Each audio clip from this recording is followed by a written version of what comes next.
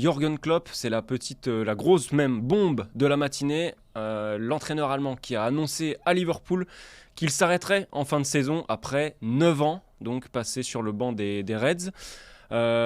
Pourquoi ça fait l'effet d'une bombe ? Parce qu'il a tout simplement rebâti ce club mythique qu'était Liverpool. Il l'a remis au sommet du football européen, Martin.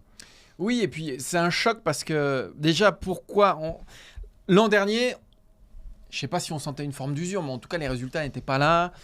Liverpool ne joue pas la Ligue des Champions cette année. Ils étaient sortis du top 4. Alors qu'ils semblaient franchement au-dessus avec Manchester City ces dernières années, on s'est dit, bon, pourquoi pas. Là, il a remis tout le monde droit, et ce n'est pas un mince exploit.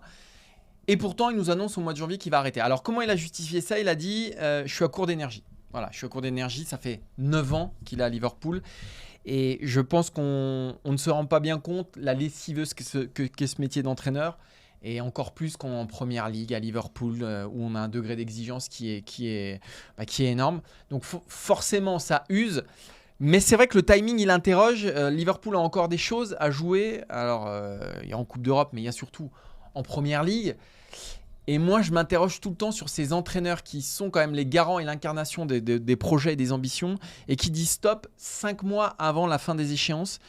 Je trouve que, moi, c'est toujours quelque chose qui me questionne. Alors, peut-être c'est parce qu'il y a une vraie histoire qu'aujourd'hui, Klopp, c'est Liverpool, que Liverpool, c'est Klopp et que tu ne peux pas couper ça du jour au lendemain et dire « Ok, je m'en vais demain ». Mais là, quand même, je trouve que c'est un risque aussi qu'il prend et que Liverpool prend.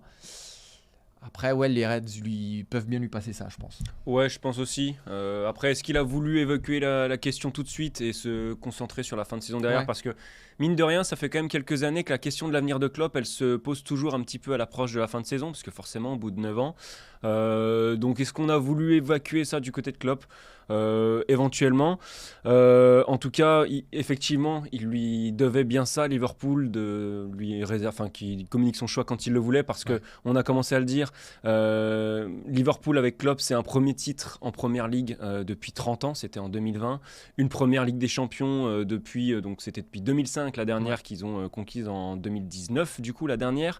C'est, comme on l'a dit, un Liverpool de nouveau au sommet du football anglais, parce qu'au-delà de ce titre, c'est une régularité dans le haut du classement qui est assez dingue. Et puis, ce qui est le plus fou, c'est l'identité qu'il a donnée ou redonnée à Liverpool, c'est-à-dire que, tu le disais très bien avant, Liverpool c'est Klopp, mais jusque dans les derniers détails du club, c'est-à-dire que dans le style de jeu, dans la relation au public, dans l'identité du club, vraiment Liverpool c'est Klopp. Et pour moi, il y a un seul homme à qui on peut comparer ça, c'est Guardiola avec Manchester City, éventuellement Diego Simeone avec l'Atlético. Et d'ailleurs, ça se retrouve dans les durées de mandat. Mais il y a quand même pas mal d'analogies à faire entre Klopp et Guardiola, je trouve. On imagine que cette pause que cette fin de contrat va se suivre d'une année sabbatique éventuellement pour Jürgen Klopp, qui a je besoin pense qu'il faut qu'il recharge là. se ressourcer. Donc voilà, pas mal d'analogies, mais il y a quand même, je pense, Martin, une vraie peur du vide du côté de Liverpool sur ce qui va se passer après, parce qu'il fait partie de ces entraîneurs après lesquels tu te dis qu'est-ce qu'on fait maintenant, tellement il a tout construit.